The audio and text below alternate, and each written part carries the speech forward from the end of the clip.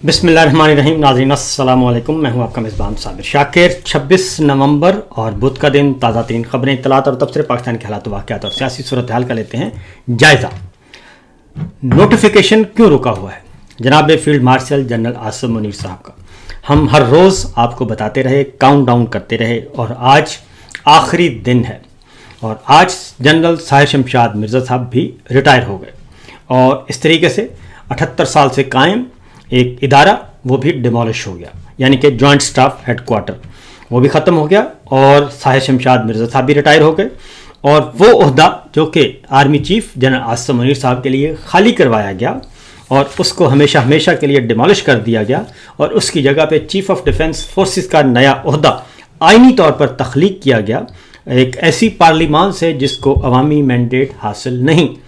तो अब क्या वजह है कि अभी तक जनाब आर्मी चीफ या आसिम मुनीर साहब की नहीं हो रही नोटिफिकेशन, आज भी नहीं हुआ और साहिर शमशाद मिर्ज़ा साहब को सैल्यूट दे के सलामी के चबूतरे से उनको रुखसत भी कर दिया गया। लेकिन आज के दिन ही एक और काम भी हुआ। कुछ तफसीलात मैं बता चुका हूँ अपने लाइव सेशन में जो किया था हमने।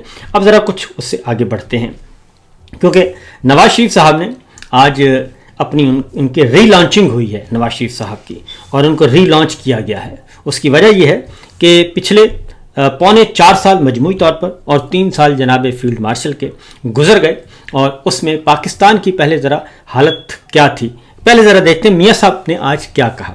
मियाँ साहब ने कहा जी कि मैं समझता हूँ कि इमरान खान सिर्फ अकेला मुजरिम नहीं बल्कि इसे लाने वाले इससे बड़े मुजरिम थे और उनसे भी पूरा हिसाब लेना चाहिए। अब मियाँ साहब जो हैं वो जनाब field marshal general Asim Munir साहब को मज़ीद एक लंबी फहरिस्त दे रहे हैं अपने मुतालबात की और उस नोटिफिकेशन के बदले में, क्योंकि वो कहते हैं नोटिफिकेशन होगा, हमने आपको मज़ीद 5 साल के लिए चीफ ऑफ डिफेंस फोर्सेस बनाना है और तमाम मुसल्लह अफवाज का कंट्रोल आपको देना है, लेकिन उसके बदले में आपको क्या करना पड़ेगा, आपको उन तमाम फ़ौजी क़यादतों को कैफरे किरदार तक पहुँचाना होगा, इबरत का निशान बनाना होगा जो इनको लाने वाले हैं। यानी कि वो ये समझते हैं मियाँ साहब, जैसे ख़ुद जनरल जिलानी साहब की गोद में उन्होंने सियासी परवरिश पाई और जनरल ज़िया साहब की उंगली पकड़कर उन्होंने चलना सीखा, वो समझते हैं कि शायद इमरान खान साहब को भी इसी तरीके से लाया गया। अगर हम 2018 के इंतखाबात का देखें, जायज़ा लें, तो 2018 के इंतखाबात और उसके बाद फिर 2024 के इंतखाबात, तो दोनों इंतखाबात में ये बड़ी बात वाज़ेह है कि पाकिस्तान के अवाम ने अपना मूड तब्दील किया और वो उस वक्त मूड तब्दील किया जब हमारी मुसल्लह अफवाज ने मुकम्मल तौर पर ये बताया और पूरी कौम को बताया कि ये ख़ानदान, सियासी ख़ानदान सिक्योरिटी रिस्क हैं, ये ख़ानदान पाकिस्तान को लूट रहे हैं, ये ख़ानदान पाकिस्तान को लूट कर बैरून मुल्क जायदादें बना रहे हैं और फिर उन जायदादों की तस्वीर, उन जायदादों की तफासील वो भी पाकिस्तान में मीडिया को, अदालतों को, सबको बताई गई और हर अपोजिशन जमात को बताई गई। पीपल्स पार्टी को भी बताया गया, पीपल्स पार्टी का मुस्लिम लीग नवाज को बताया गया, दोनों जमातों का पीटीआई को बताया गया और ये बताया गया कि ये सारे ख़ानदान जो हैं ये मौरूसी सियासत ये सब कुछ कर रहे हैं। लेकिन अब मियाँ साहब कहते हैं कि एक लंबी फहरिस्त दे दी है, यानी जनरल बाजवा साहब उनको भी एहतसाब के कटहरे में लाया जाए और फिर उनके उस वक्त DGISI नवीद मुख्तार साहब थे, जनरल फैज़ हमीद थे, उससे पहले शुजा पाशा साहब का नाम लिया जाता है, फिर जनरल रिजवान का नाम लिया जाता है, फिर जनरल ज़हीर का नाम लिया जाता है, फिर पता नहीं जाना जाने क्या क्या। यानी कि मियाँ साहब ये कह रहे हैं कि उन सबको आप जेल की काल कोठड़ी में डालें और फिर हम आपको नोटिफिकेशन देंगे और फिर हम आपको 5 साल के लिए फील्ड मार्शल से चीफ ऑफ डिफेंस फोर्सेस बनाएंगे। ये बुनियादी तौर पर हकीकत ये है कि अगर देखा जाए तो पाकिस्तान के अवाम ने, उन्होंने कहा कि इनसे पूरा हिसाब लेना चाहिए जो इमरान खान साहब को लेके आए। तो इमरान खान साहब को लाने वाले तो फिर पाकिस्तान के अवाम हुए, वोटर हुए और शहरी हुए, और उनसे अगर देखा जाए तो पिछले पौने 4 साल और ख़ास तौर पे पिछले 3 साल से पूरा इंतकाम लिया जा रहा है। 9 मई का फॉल्स फ्लैग ऑपरेशन हुआ और उसमें कौन कौन शामिल है आज तक ये चीज़ दबाई हुई है और जो भी इस तरफ बढ़ने की कोशिश करता है उसको किसी न किसी मुकदमे में पकड़ लिया जाता है।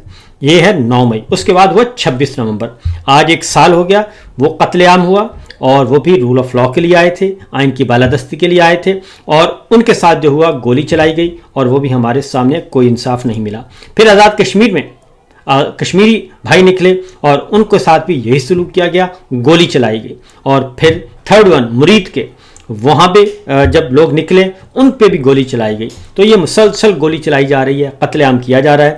اور ضمنی الیکشن میں بھی جو رزلٹ آیا ضمنی الیکشن کا بالکل بڑا کلیئر ہے کہ ساری دنیا لکھ رہی ہے, ساری عالمی میڈیا اس کو بیان کر رہا ہے, لیکن یہ ماننے کے لیے تیار نہیں. دوسرا یہ کہ انہوں نے کہا کہ نواز شریف صاحب نے آج یہ کہا کہ بہت ٹیک آف کر رہی ہے جی, ہماری معیشت ٹیک آف کر رہی ہے, پاکستان ٹیک آف کر رہا ہے. تو شہباز رانا صاحب نے آج ہی خبر دی ہے. انہوں نے کہا کہ پاکستان میں بے روزگاری کی شرح 21 سالہ تاریخ کی بلند ترین سطح پر پہنچ چکی ہے, یعنی کہ 7.1% پر پہنچ گئی ہے بے روزگاری کی شرح. اس کے بعد قرضوں کی معیشت, وہ 78 سالوں میں جتنا قرض لیا 75 سالوں میں, اس سے زیادہ قرض لیا ان 3 سالوں میں. ہر روز اربوں روپیہ قرض لے کر پاکستان کو چلایا جا رہا ہے. یہ ہے پاکستان کی معیشت.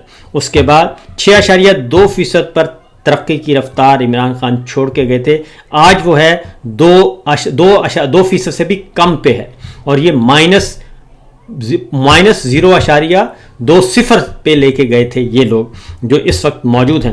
اور پھر وہ کہتے ہیں کہ اللہ تعالیٰ نے مسلم لیگ نون کو فتح دی, اور ہم نے دیکھا پوری دنیا رپورٹ کر رہی ہے, عالمی ذرائع ابلاغ رپورٹ کر رہے ہیں, اور اس میں وہ بتا رہے ہیں کہ جناب یہ پاکستان کا جو الیکشن ہوا ہے اس میں پاکستان کے عوام نے دلچسپی نہیں لی, اور اس لیے نہیں لی کہ پاکستان کے عوام اس سیاسی نظام سے تنگ ہیں, اس سیاسی حکومت سے تنگ ہیں جو کہ عوام کی نمائندہ حکومت نہیں ہے.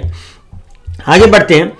اور میاں صاحب نے کچھ اور باتیں بھی کی, اور میاں صاحب نے کہا کہ ضمنی انتخابات میں لوگوں نے کارکردگی کو ووٹ دیا, نفرت فساد اور فتنے کو ضمنی انتخابات میں شکست ہوئی. اب یہ جو فتنے کا معاملہ, پہلی بات تو یہ ہے کہ ووٹ تو آیا ہی نہیں, اور اس 8 فروری 2024 کے الیکشن چوری کو بچانے کے لیے آپ نے کیا کیا؟ آپ نے 8 فروری 2024 کے الیکشن کو بچانے کے لیے 26ویں ترمیم کی, 27ویں غیرآئینی ترمیم کی, اور پاکستان کے آئین کو مسمار کیا, جوڈیشری کا حشر نشر کر دیا, میڈیا کو بند کر دیا. یہ سب کچھ کرنے کے بعد بھی ابھی بھی آپ کے پاس عوام کی سپورٹ حاصل نہیں ہے, اور کہتے ہیں کہ فتنے کو ضمنی انتخابات میں شکست ہوئی. تو فتنے کا جو دیا گیا تھا سب سے پہلے وہ field marshal general Asim Munir صاحب نے پی ٹی آئی کو اور عمران خان کو فتنہ کہا تھا, اور ڈی جی ISPR نے بیان کیا تھا.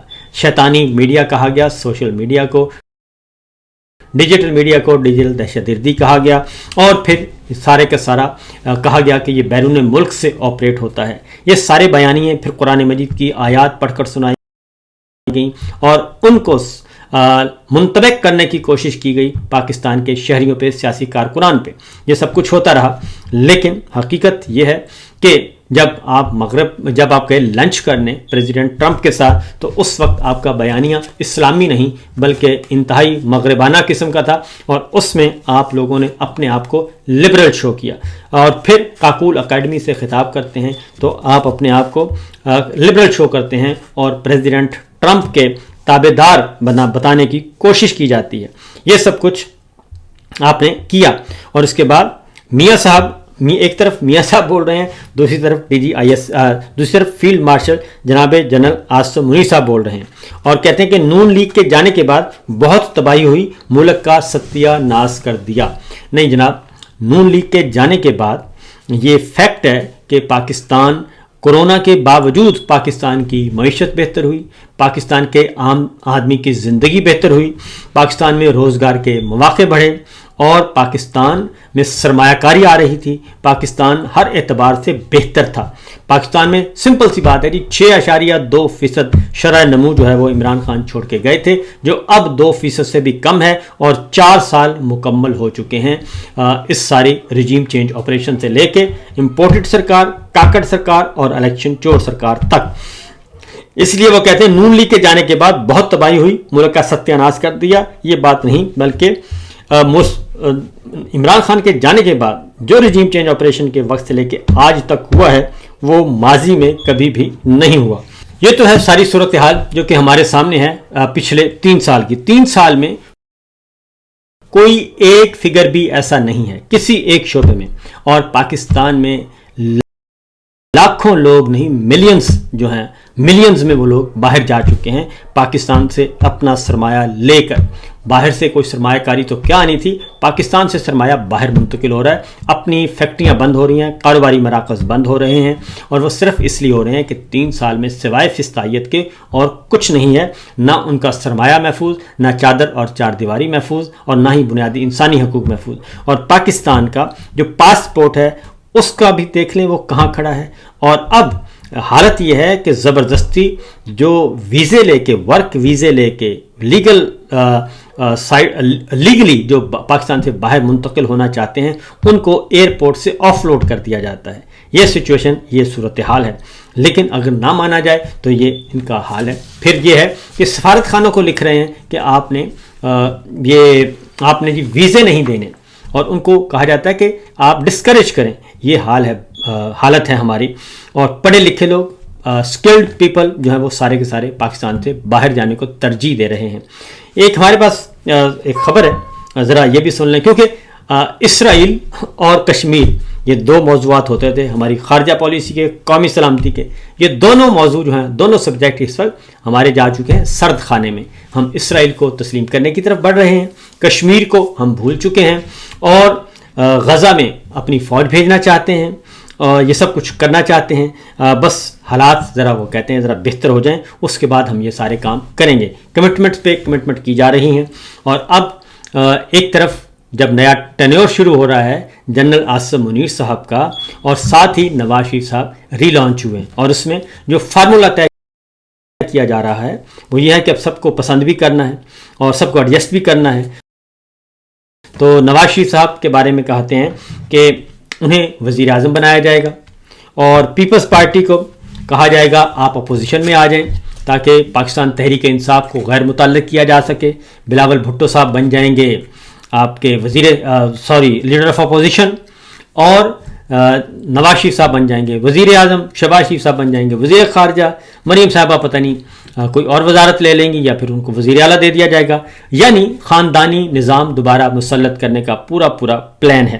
اور یہ فیصلے کون کر رہے ہیں؟ یہ ہمارے field marshal general Asim Munir صاحب کر رہے ہیں, اس کے علاوہ اور کوئی نہیں کر رہا. اور جو یہ سمجھتے تھے کہ نواز شریف صاحب جو ہیں وہ بہت انقلابی ہو گئے ہیں اور وہ زبردستی ان کو دبایا ہوا ہے, ان کو پتہ نہیں ہے, ان کو خبریں نہیں پہنچتی, وہ پھٹنے والے ہیں, وہ انقلاب لانے والے ہیں, تو وہ انقلاب آج آ گیا ہے. وہی پرچیاں پڑھ کے سنا رہے تھے, وہی سب کچھ کر رہے تھے. اور DGISPR کا, فیلڈ مارشل عاصم منیر صاحب کا, نواز شریف صاحب کا, مریم صاحبہ کا لب و لہجہ ایک, الفاظ ایک, اور ایک ہی طرح کی اصطلاحیں استعمال کر رہے تھے.